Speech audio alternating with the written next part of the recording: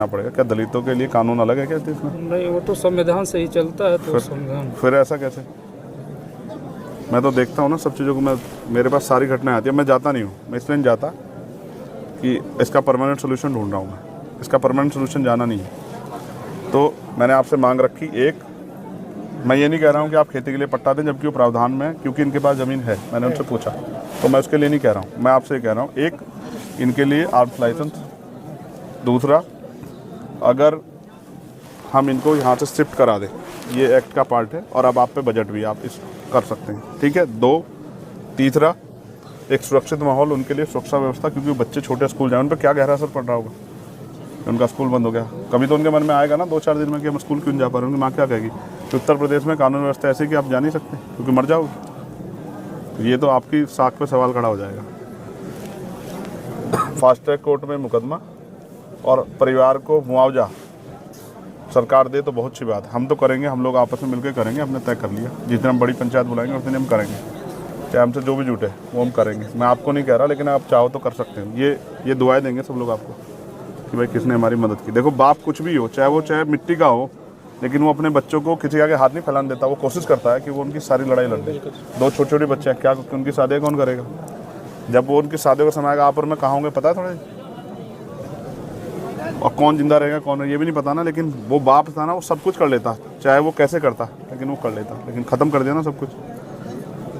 तो इसलिए आपसे कह रहा हूँ कि आप कोशिश करो कि ये सब चीज़ें हों।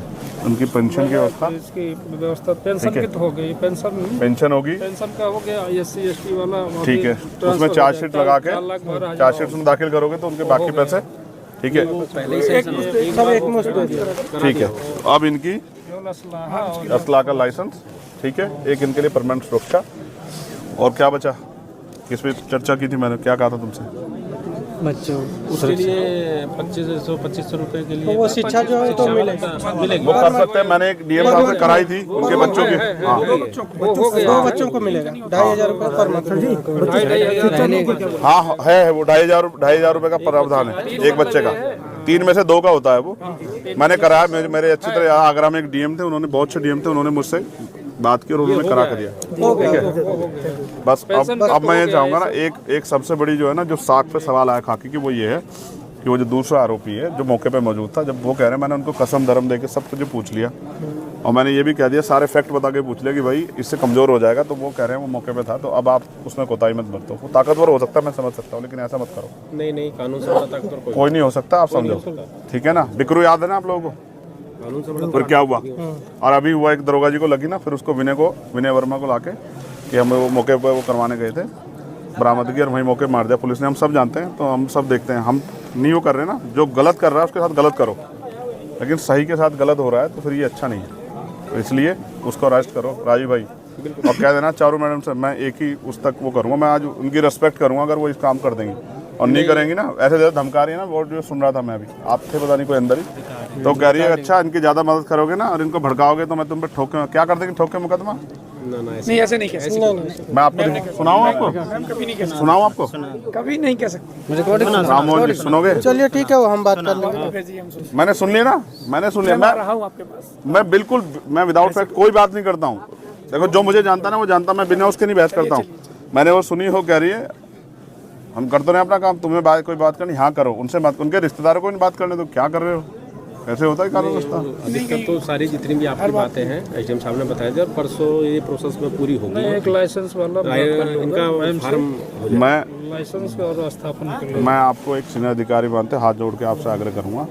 आज तारीख है, मेरा आज मैं 11 तारीख को इन्फॉर्मेशन लूँगा और 11 तारीख तक मैं देखूंगा कि आपने कहाँ तक वो बढ़ा दिया। 11 तारीख की शाम को फिर मैं इस पर अपना मत रखूंगा। मैं आपसे बिल्कुल स्पष्ट कह रहा हूँ, उसकी जो फिर मैं हो जाएगा, ठीक है। उससे पहले आप ये समझना कि ये चंद्रशेखर ने आपसे आग्रह किया हाथ जोड़ के कि उसको आप कर दो, ठीक है, लाइसेंस करा दें, हो जाएगा। मैंने उनको वचन भी दिया कि आपको आपकी सुरक्षा में कोई कोताही नहीं होगी। इसको आप कह के आज ही करा दो सीओ साहब, बिल्कुल, ठीक है। हाँ, आचार संहिता लगने से पहले। ये हम कराते हैं। मैं अपने लिए नहीं मांग रहा हूँ ना, देखो आप महसूस करो, मैं तो वो हूँ गोली खा के बैठा हूँ, मैं अपने लिए नहीं कह रहा हूँ।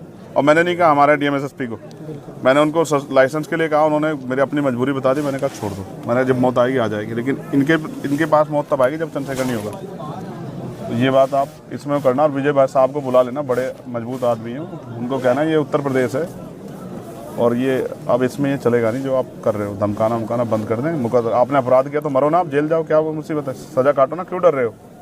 जब आप अपराध कर रहे हो तो फिर क्यों डर रहे हो? अपराध करते क्यों नहीं सोचा आपने फावला चलाते हुए? उसको देख के सीओ साहब जो धमकी दे रहा है। ठीक है, तो ये मेरा आपसे हाथ जोड़ के आग्रह है सब साथियों से कि आप इसमें मदद करा। ड्यूटी की है, आप इसमें हम लोग की ड्यूटी है। आप उसको जल्दी से मुझे बता दो, आप वो काम करके जो मैंने आपसे उम्मीद की है। राजू भाई, आप ये हमारे यहाँ बहुत चर्चित चेहरे थे, मैं इनकी बड़ाई नहीं करता, नहीं कह रहा हूँ। इन अपराधी कांपते थे इनके नाम से, सिंघम कहते थे इनको हमारे यहाँ के पता नहीं क्या हो गया। यहाँ भी है, यहाँ भी सर सिंघम, यहाँ भी है सिंघम। दिख नहीं रहा ना मेरे आने से पहले हो जाता तो मान लेता कि भाई वही थे। मैं ये क्षेत्र है। आप रहेंगे राम मोहन जी हमारे यहाँ? मैं भोपाल में रहा हूँ, समनदास जी वाले में मेरी भी आपकी बहुत मुलाकात है, 2 साल लगातार भोपाल। देखो आप कितने अच्छे, देखो वहीं रह के आना हमारे यहाँ, कितना अच्छा है। वहीं यहाँ थोड़ा सा दिक्कत है, ना कोई दिक्कत नहीं, कोई दिक्कत नहीं है। ठीक हो जाएगा और कोई नहीं धमकाएगा, और धमकाएगा ना तो तुम्हारे भाई का फोन है, मुझे फोन करके बता दो। बात है बेटा, कोई दिक्कत नहीं। सब छोड़ के आ जाऊंगा, ये बात ध्यान रखना, ठीक है? खुश रहो, चिंता मत करो। ए इधर आओ हीरो, उनको दोनों बच्चों को बुलाना, मैं इनको दिखा दूं एक बार। आओ इधर आओ, दीक्षा सौम्या आ जाओ बेटा, पीछे हो जाओ भाई आप। इधर। आपके बच्चे तो बड़े बड़े हो गए होंगे अब, आप महसूस करो इनकी जगह अपने भाई को रख के देखो कैसा महसूस होता है। आदमी को आग लगती है कि मैं क्या कर दूं, मगर मैं इनको उस रास्ते के लिए नहीं कह रहा हूँ ना, मैं ये कह रहा हूँ कि बस ठीक है जो हो गया, लेकिन इनको जीने का अधिकार दे दो, ये अच्छा है, ठीक है? नमस्ते करो सर को, जाओ खुश रहो, ठीक है? ए गौरव, बहादुर की तरह जीना सीखो, ठीक है? आंख में आंसू नहीं आने चाहिए और माँ को आंसू मत आने देना, ठीक है? चलो सौम्या चलेंगे, हैं? खुश हो। हमें लगता है पैर मत छू, हम तो पैर छूने के खिलाफ हैं।